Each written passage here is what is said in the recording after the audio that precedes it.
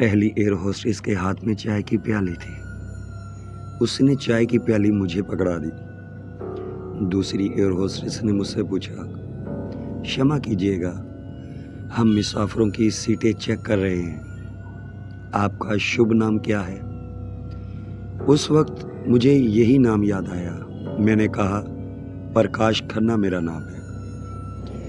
Air hostess chart کو دیکھنے لگی۔ اس نے 2-3 بار مسافروں کے نام چیک کیے مگر وہاں کہیں بھی میرا نام نظر نہ آیا۔ اس نے حیران سی ہو گئی اور مجھ سے پوچھا، "سر، آپ کو کوریو کے کس آدمی نے یہاں بٹھایا ہے؟ ایسا پہلے کبھی نہیں ہوا، لیکن میں اس لیے پوچھ رہی ہوں کہ مسافروں کی لسٹ میں آپ کا نام کہیں نہیں ہے۔" میں نے مسکراتے ہوئے کہا، "مجھے عملے کے کسی آدمی نے نہیں بٹھایا، مجھے ابھی ابھی میری ساتھی عورت نے یہاں بٹھایا ہے۔" دونوں ایئر ہوسٹس پریشان ہو کر میرا منہ تکنے لگی۔ ایک نے پوچھا، "آپ کی ساتھی عورت کہاں ہے سر؟" میں نے کہا، "میری ساتھ والی سیٹ پر بیٹھی ہے۔" دونوں نے ایک دوسرے کی طرف دیکھا اور پھر تیز تیز قدموں سے کاکپٹ کی طرف چلے گئی، جہاں جہاز کے پائلٹ بیٹھا کرتے ہیں۔ تھوڑی دیر بعد ایک پائلٹ کو لے کر ہمارے پاس آ گئی۔ بڑی مزیدار سچویشن پیدا ہو گئی تھی اور میں اس سے لطف اندوز ہو رہا تھا۔ اس سے میری بوریت کافی حد تک دور ہونے لگی تھی۔ پائلٹ نے مسکراتے ہوئے مجھ سے ہاتھ ملایا اور بڑے اخلاق سے پوچھا، "سر، آپ کہاں سے جہاز میں سوار ہوئے تھے؟" میں نے چائے کی پیالی ایئر ہوسٹس کو پکڑاتے ہوئے کہا، "آپ کو یقین نہیں آئے گا، لیکن یہ حقیقت ہے کہ میں اور میری ساتھی عورت، ہم دونوں 5 منٹ پہلے جہاز میں سوار ہوئے تھے۔" پائلٹ نے کہا، "معاف کیجیے گا، پرواز کرتے جہاز میں تو کوئی بھی سوار نہیں ہو سکتا۔" میں نے مسکراتے ہوئے کہا، "اور کوئی داخل ہو یا نہ ہو، مگر ہم داخل ہو سکتے ہیں۔" پائلٹ نے ایسی نظروں سے مجھے دیکھا کہ جیسے وہ مجھے پاگل خیال کر رہا تھا۔ اس نے پوچھا، "آپ کی ساتھی عورت کہاں ہے؟" میں نے کہا، "میرے ساتھ والی سیٹ پر بیٹھی ہے۔" اس نے کہا، "آپ کے ساتھ والی سیٹ تو خالی ہے۔" میں نے کہا، "خالی نہیں ہے، میری ساتھی عورت سیٹ پر باقاعدہ بیٹھی ہوئی ہے۔ میں اسے دیکھ رہا ہوں مگر آپ نہیں دیکھ سکتے۔" پھر میں نے انہیں اور زیادہ پریشان دیکھنے کی خاطر روہنی سے کہا، "روہنی، تم میرے ساتھ بیٹھی ہوئی ہو نا؟" "ہوں۔" روہنی نے عورت کی آواز میں کہا، "ہاں، میں تمہارے ساتھ بیٹھی ہوئی ہوں۔" ایک غیبی عورت کی آواز سن کر پائلٹ اور دونوں ایئر ہوسٹسوں کے چہروں کا رنگ اڑ گیا۔ میں نے روہنی سے کہا، "ان کو یقین نہیں آتا۔" روہنی نے جواب دیا، "ابھی یقین آ جائے گا۔" اور اس کے ساتھ ہی روہنی بھی غیبی حالت سے انسانی شکل میں واپس آ گئی۔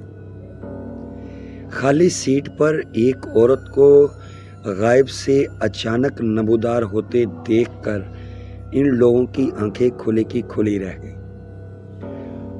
اوپر سے روہنی نے ایک اور شرارت کر دی۔ اس نے کہا، "کیا تم لوگوں نے کبھی کوئی جن بھوت دیکھا ہے؟ اگر نہیں دیکھا تو مجھے دیکھ لیں، میں جن بھوت ہوں۔" اس کے ساتھ ہی دونوں ایئر ہوسٹسیں گر کر بے ہوش ہو گئیں۔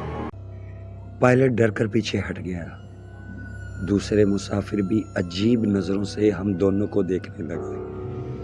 کچھ مسافروں نے ہماری باتیں سن لی تھی۔ روہنی فوراً غائب ہو گئی اور کہنے لگی، "اس سے زیادہ شرارت ٹھیک نہیں۔" اس نے میرا ہاتھ پکڑا لیا اور میں بھی غائب ہو گیا۔ لیکن ہم جہاز میں ہی بیٹھے رہے۔ پائلٹ نے ہمیں غائب ہوتے دیکھا تو وہ بھی ڈر کر کاکپٹ کی طرف بھاگ گیا۔ दूसरी एयर होस्टेसें आ गईं और बेहोश एयर होस्टेसों को होश में लाने लगीं। जब इन्हें होश आ गया तो एक ने कहा, यहाँ 2 भूत बैठे थे, इस जहाज़ में भूत घुस आए हैं, और वो दोबारा बेहोश हो गए। रोनी ने कहा, बस इतना खेल ही काफ़ी है, अब हमें निकल जाना चाहिए। और हम फिज़ा में तैरते हुए जहाज़ से बाहर निकल आए और बुलंद होकर जहाज़ से काफ़ी ऊपर आने के बाद उड़ते हुए जहाज़ से आगे निकल गए। अब हमारी मंजिल शमाली अफ्रीका का मुल्क एथोपिया था। सूरज गरूब हो चुका था जब हम एथोपिया के पहाड़ी सिलसिले के आसमान पर पहुँचे। रोनी ने कहा, हम अपनी मंजिल पर आ गए हैं। मैंने पूछा, वो जंगल यहाँ से किस तरफ है जहाँ हमें जाना है? रोनी ने कहा, जब मैं वहाँ पहुँचूंगी तो तुम्हें बता दूंगी। नीचे रात का अंधेरा गहरा हो रहा था, कहीं पहाड़ी सिलसिला था और कहीं रेतला मैदान था। एक दरिया भी हमने देखा। हम शहरी आबादियों से काफ़ी आगे निकल आए थे और अब हम जंगलात में सफ़र करना शुरू कर दिया था। एक जगह आकर रोहनी के उड़ने की रफ्तार बहुत मध्यम हो गई। फिर उसने एक तरफ गोता लगाया और बड़ी तेज़ी से आगे निकल गई। मैंने उसके साथ ही प्रवास कर रहा था। चूँकि मैं गैबी हालत में था, इसलिए मुझे अंधेरे में भी सब कुछ दिखाई दे रहा था। हमारे नीचे इस वक्त समंदर था। रोहनी ने कहा, वो जजीरा आने वाला है जिसके जंगल में हमें उतरना है। जब तक मैं न कहूँ बिल्कुल मत बोलना। मैं खामोश रहा। अब हम बहुत मध्यम रफ्तार से उड़ रहे थे। रोहनी उड़ते उड़ते किसी भी वक्त मुझसे बात कर लेती थी, मगर मुझे बोलने की इजाज़त नहीं थी। नीचे समंदर में एक बहुत वसीओ अरीज़ जजीरा नज़र आने लगा। रोहनी अब सरगोशी में बात करती थी। कहने लगी, असेबी लड़की की खोपड़ी वाला जजीरा आ गया है। बिल्कुल खामोश रहना। एक मुकाम पर हमारी उड़ने की रफ्तार इतनी हल्की हो गई कि मुझे महसूस होने लगा कि हम रात की तारीकी में फ़िज़ा में लटके हुए हैं। रोहनी मुझे लेकर जजीरे के एक कोने में आहिस्ता आहिस्ता नीचे आ रही थी। जहाँ हम उतरे वहाँ जंगली झाड़ियों से ढके हुए टीले थे। रोहनी मुझे लेकर एक टीले के छोटे से गार में आ गई। उसने मुझे अपने सामने बिठा लिया और सरगोशी से कहने लगी, शेरवान, हम खोपड़ी वाले दरख्त से ज़्यादा दूर नहीं। हो सकता है असेबी लड़की नतालिया के आसेब को हमारे आने की इत्तला मिल चुकी हो। अगर ऐसा हो गया तो फिर वो किसी भी लम्हे वहाँ नमूदार हो सकती है। मैंने बड़ी धीमे सरगोशी में कहा, मेरे पास शीशनागन की अंगूठी है। हाँ, रोहनी ने कहा, वो तुम्हें कोई नुकसान नहीं पहुंचा सकेगी, लेकिन अगर मैं उसके सामने आ गई तो वो अपना ज्वालामुखी मंत्र फूंक कर मुझे हलाक कर सकती है। मैंने कहा, मेरी अंगूठी पहन लो। रोहनी बोली, नहीं, अभी ये अंगूठी तुम ही पहने रहो। मैं ऐन वक्त पर तुमसे शेषनागन वाली अंगूठी ले लूँगी। तुम्हारे पास अंगूठी ना हुई तो मुझे डर है कि नतालिया का असेब तुम्हें उठाकर न ले जाए। इस वक्त मुझे 2 मुहाज़ों पर जंग करनी है। एक तो तुम्हें असेब से बचाना, दूसरा असेबी लड़की की खोपड़ी को पाश पाश करना है। फिर वो कहने लगी, तुम इस जगह छुप कर बैठे रहो। मैं उस दरख्त की निशानदेही करती हूँ जिसके नीचे असेबी लड़की नतालिया की खोपड़ी दफन है। मैंने कहा, अपना ख्याल रखना।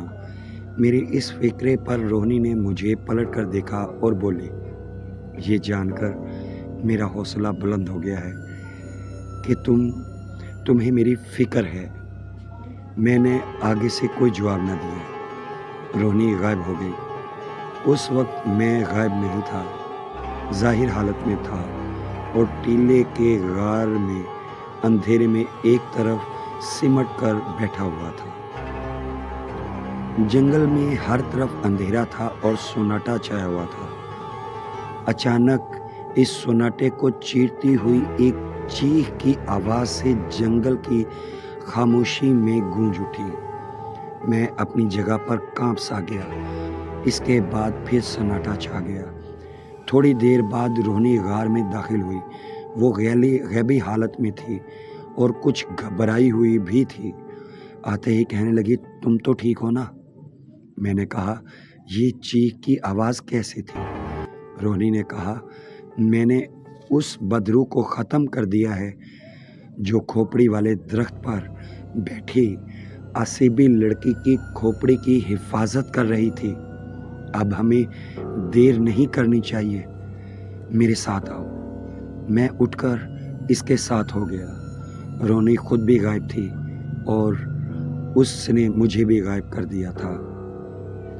ہم زمین پر نہیں چل رہے تھے بلکہ زمین سے کوئی 7-8 فٹ کی بلندی پر ہوا میں بڑی آہستہ آہستہ، جس طرح فلموں میں دکھایا جاتا ہے کہ سلو موشن میں تیر رہے تھے۔ درختوں اور جھاڑیوں میں گہرا اندھیرا تھا مگر ہمیں دھندلا دھندلا سب کچھ دکھائی دے رہا تھا۔ فضا میں تیرتے تیرتے روہنی نے میرے بالکل قریب آ کر ایک درخت کی طرف اشارہ کیا۔ یہ ایک بہت بڑا گھنا درخت تھا۔ روہنی نے زبان سے کچھ نہ کہا۔ میں سمجھ گیا کہ یہ وہی درخت ہے جس کے نیچے عصبی لڑکی نتالیہ کی کھوپڑی دفن ہے۔ جب یہ درخت کوئی 15 فٹ دور رہ گیا تو ہم ایک جگہ گھنی جھاڑیوں میں اتر گئے اور وہیں دبک کر بیٹھ گئے۔ اب ہم بالکل زمین کے ساتھ لگ کر سلو موشن سے بھی کم رفتار کے ساتھ آگے کو جا رہے تھے۔ جب درخت 3-4 قدم کے فاصلے پر رہ گیا تو روہنی نے اپنے ہاتھ سے مجھے روک دیا۔ اس نے زبان سے کوئی لفظ نہ نکالا، میرے ہاتھ کو اپنے دوسرے ہاتھ سے ٹٹولا اور میری انگلی سے شیشناگن کے مہرے والی انگوٹھی اتارنے لگی۔ میری انگلی میں پڑے پڑے انگوٹھی سخت ہو گئی تھی اور انگلی سے نکل نہیں رہی تھی۔ ہم آپس میں بات نہیں کر سکتے تھے۔ روہنی انگوٹھی میری انگلی سے اتارنے کی جدوجہد کر رہی تھی۔ انگوٹھی اپنی جگہ سے بالکل نہیں ہل رہی تھی۔ عین اسی وقت اچانک ہمارے سروں کے اوپر سے ہیبت ناک گونج کے ساتھ کوئی چیز آگے کو نکل گئی، جیسے کوئی ہوائی جہاز ہمارے سروں کے قریب سے ہو کر گزر گیا ہو۔ روہنی نے میرا ہاتھ چھوڑ دیا۔ اس کے ساتھ ہی جنگل میں دہشت ناک چیخوں کی آواز سے گونج اٹھا۔ روہنی مجھے لے کر ایسے ایک جانب اوپر کو پرواز کر گئی جیسے کوئی راکٹ چھوٹ گیا ہو۔ ایک سیکنڈ کے اندر اندر خدا جانے ہم کہاں سے کہاں پہنچ گئے۔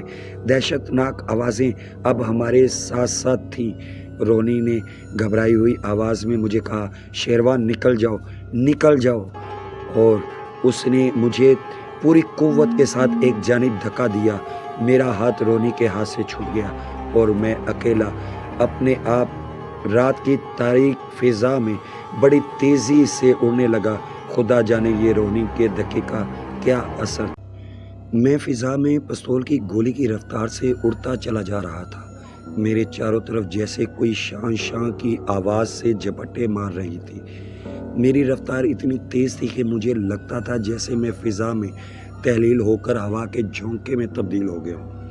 مجھے اوپر نیچے دائیں بائیں کچھ نظر نہیں آ رہا تھا۔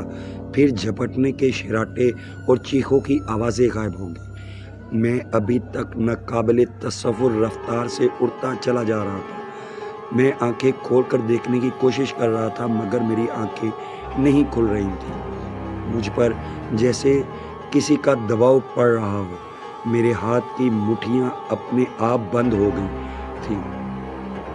اتنی تیز رفتاری بلکہ برق رفتاری سے پرواز کرنے کا مجھے روہنی کے ساتھ پہلے کبھی تجربہ نہیں ہوا تھا۔ پہلی بار پرواز کرتے ہوئے مجھے اپنا جسم بے حد بوجھل محسوس ہونے لگا تھا۔ مجھے یاد آ گیا کہ میں نے سائنس کی کتابوں میں ایک جگہ پڑھا تھا کہ فضا میں جیسے جیسے کسی پرواز کرتی مادی شے کی رفتار تیز ہوتی جاتی ہے اس کا وزن بڑھتا چلا جاتا ہے۔ میرا وزن بھی بڑھ گیا تھا۔ لگتا تھا کہ میں کوئی چٹان ہوں جو ہوا میں اڑ رہی ہو۔ اس کا مطلب تھا کہ میں آواز کی رفتار سے بھی کئی 100 گنا زیادہ رفتار کے ساتھ اڑتا جا رہا تھا۔ یقیناً یہ روہنی کے دھکے کا اثر تھا۔